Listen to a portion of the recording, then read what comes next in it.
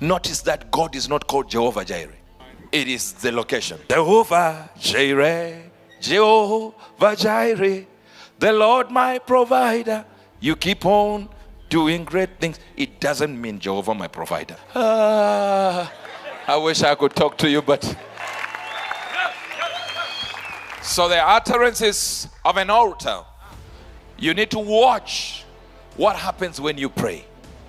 Prayer is not a monologue. You're not speaking to yourself. Sense the note of victory in your spirit. Do you understand? There are times when you pray and you don't feel anything has moved. You don't need your prayer to go past the roof. You just pray and you feel like, you know what? Seems as if the agents I had on this issue is gone. Have you ever been troubled and you're praying and you're praying and you're praying and you stand up and just go, things are still difficult. Go back. You know what? Even when you have actually sinned and you've done something wrong, let's say you're driving without no license and the police are behind you. Even your spirit tells you, ratabala kokada. That means the tongues you're speaking are giving you courage. They're invoking that courage within you. Are you getting this? So what do tongues really do? The Bible says, he that speaketh in an unknown tongue,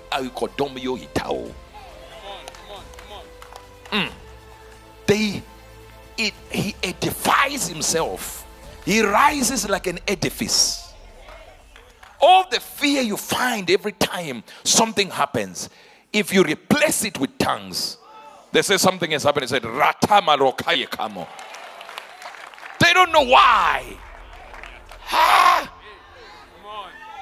Are you getting this now? Do you understand the value of altars? We are not talking about money you give in church. Don't get it wrong. Value of altars. That is a small part of a value. How many hours do you spend with God? You are adding value to your altar. You see, listen to this. Listen to this.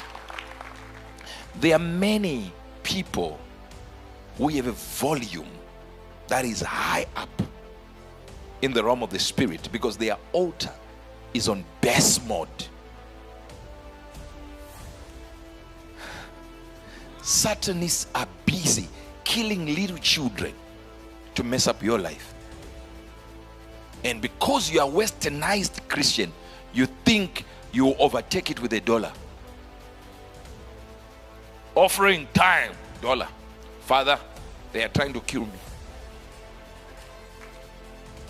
You think I'm talking about give 2,000? No. The measurement there is not money. It's the value of your altar. What breaks your volume when you stand before God? Who tunes your volume? Where does it go to after you tune it?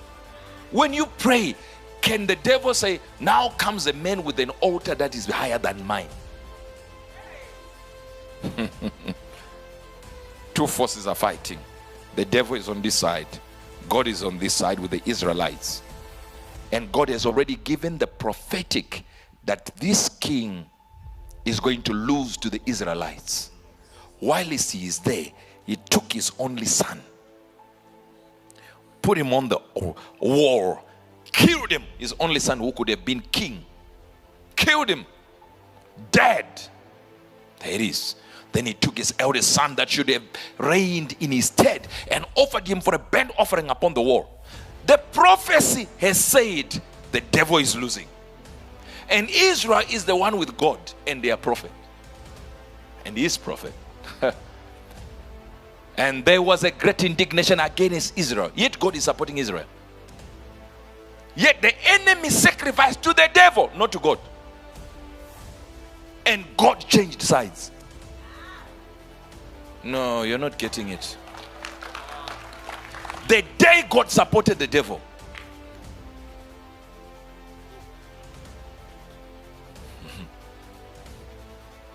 I don't know, man of God, I don't know. My life is not moving well. Who is supporting your altar? Are you sure God is still in your altar?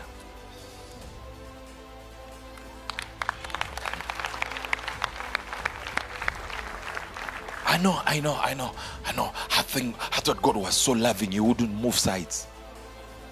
He's always with you. God is infatuated by an offering. See, every time I have to speak these things, I have to tell Christians, I'm not talking about money. We are so scared about money. Money is so personal, we put it in brass.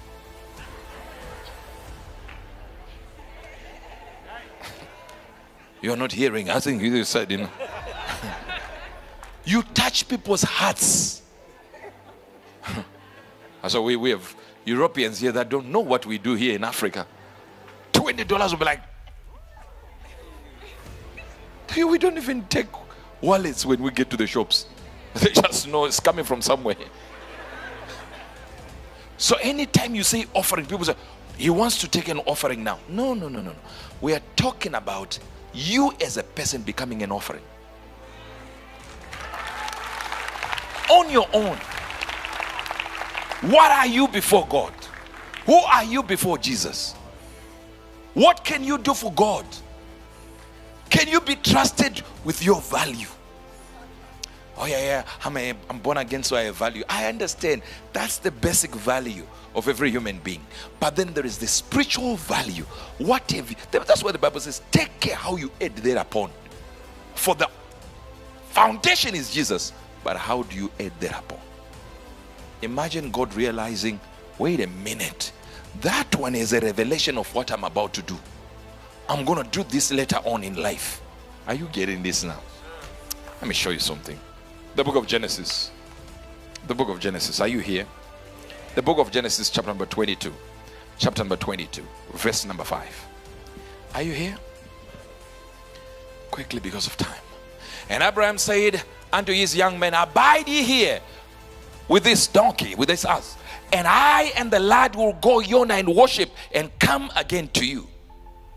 And Abraham took the wood and the burnt offering and laid it upon Isaac his son, and he took the fire in his hand and a knife, and they went both of them together.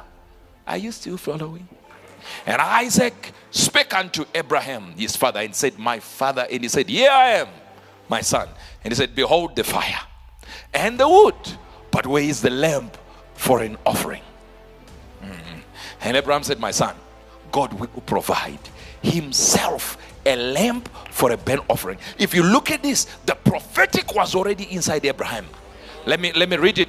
Let me read it the way you would read it if you were a prophet. God will provide, himself shall be a lamb. You're getting this now. For a burnt offering.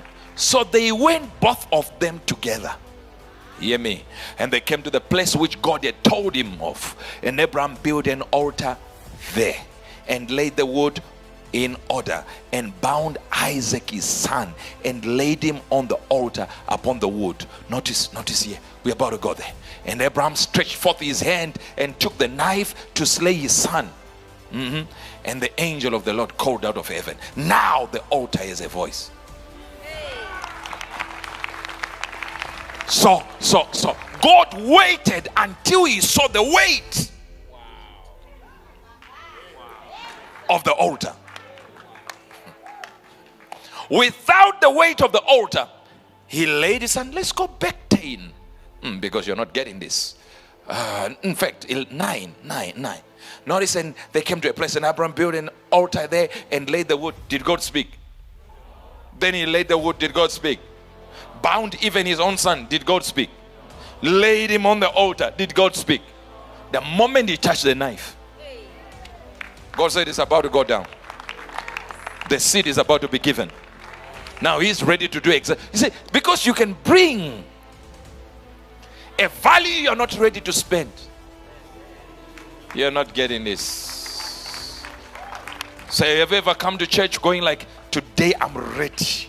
Anything that the prophet speaks, I will be ready. And then when I speak there, 5 minutes into it, 6 minutes into, 7 minutes in, I touch stepping on tomatoes. That's when the whole service becomes boring for you. Like, I thought he was going to say this. Now, where is he going with this story? Now, who told him about my story? Guess what happened? The value you brought to the altar, you're now spending it yourself. Hear me? Let's go. Here I am. And he said, lay not thine hand upon the lad, neither do thou anything unto him, for now I know. The word know, there is a different stage. It is like the word yada, which means I now have experiential learning. I now know that you experientially. So it's not something that God knows by being God. He physically has an experience now. He's a spiritual God, not with an physical experience. He came as Jesus to experience physically what we experience. But as God, he had never experienced physicality. So he's experiencing it there. Wait a minute, all this time you were praying, but now physically, I'm seeing you doing something physically. Hear this, hear this. For now I know that thou fearest God, seeing thou hast not withheld thy son, thine only son, from me. This is a man who is doing something I've never done before, that I'm planning to do, that I did in the realm of the spirit only, that I killed Jesus before the time. And this man is seeing something, his only son. And Abraham lifted his eyes and looked, and behold, behind him. How do you lift your eyes and see behind you? Anyway, you're not getting me, but you get it. No, maybe some of you are very slow. An altar opens your spiritual eyes. So many people ask me, how do I become sharp in the prophetic? What is your altar?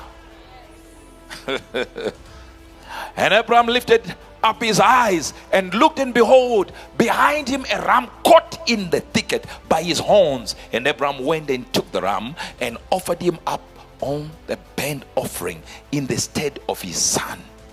What was in this ram that could be bigger than his son? Because God still wants an offering, but he gives him a ram. Are we saying a human being is less important to a ram? Because there was prophetic loaded in that ram. It was the Jesus Christ we were going to see.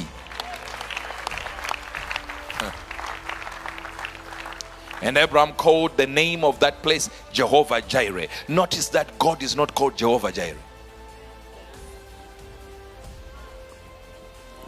It is the location. I wish I could talk to you, but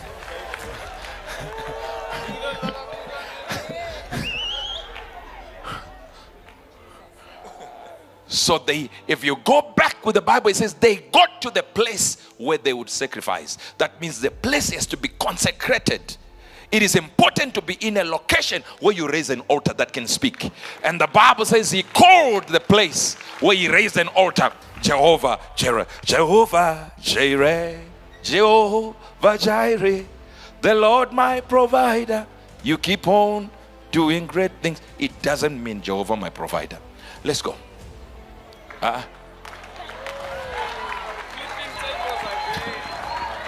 And Abraham called the name of the place Jéhovah Jireh, as it is said to this day, in the mountain of the Lord it shall be seen. That's all it means, Jéhovah Jireh. It shall be seen. I decree and declare, where there is no car in your family, it shall be seen. I speak during this prayer night, where there is no marriage in your family, it shall be seen. Where there is no peace in your family, it shall be seen. Jéhovah Jireh.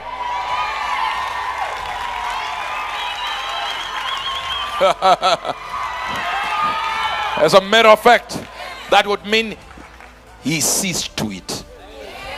Okay, that's where we took the word provider, because we say if he can see to it that is done, then he is the provider. It's the same thing as Jehovah El Shaddai. It doesn't mean more than enough. No, the word shaddai is the word for breast. It means the many-breasted one, the man with many breasts. That means if you use milk from one breast and gets finished, you go to another one, and you go to another one. When you get to the 1,000 breasts, the other ones are already full. You go back. You understand? That's where we get more than enough, but doesn't mean that. Let's go because of time. Repanonahe. And the angel of the Lord called unto Abraham out of heaven. The what? The second time. The utterances of an altar. It could not keep quiet. Notice, God will never take an offering from you unless he can give you a better one. Not to take home, to give again. So some people look at this and say, but Isaac was spared. But then God said, yeah, I'm sparing Isaac. I'm sparing your 1,000. Because I've already given you a 1 million. Come on. Now, you're missing this one. I know you're missing. And I'm still not talking about money. And said, by myself have I sworn. Now God is swearing now. Have I sworn? Let me show you something.